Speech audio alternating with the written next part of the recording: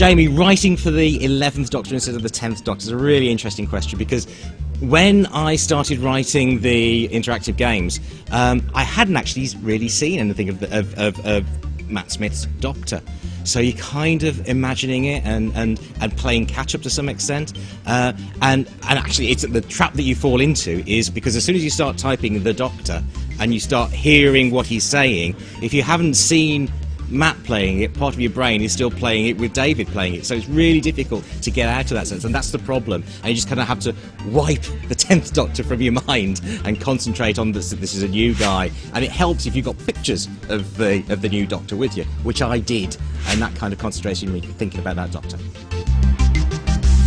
Hi William, 1963, why did I set this story there? Well, largely because it's a really iconic date for Doctor Who, because 1963 was when the Doctor started, when the show originally started with William Hartnell.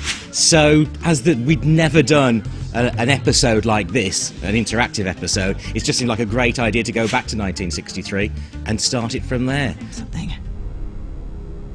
There's no mistake, this is 1963.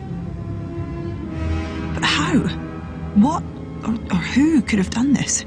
Something with the power to alter time. Harry, when I was writing the stories for the interactive games, I actually really kind of thought about them just exactly the same way I would think about them as stories for telly, because it was really important that these games felt like episodes of the TV show that you would sit down and watch. Just the difference is that at certain points you take over and start actually working the Doctor. You are the Doctor for these points. So, in actual fact, I kind of really thought about it in exactly the same way. And the stories all have a beginning, a middle and an end, just the way that a show on TV would have.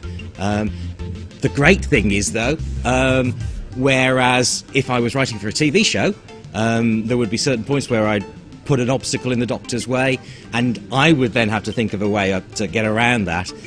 In the game, that now becomes your responsibility because that's where the gameplay is. So, hope you enjoy that. Come on.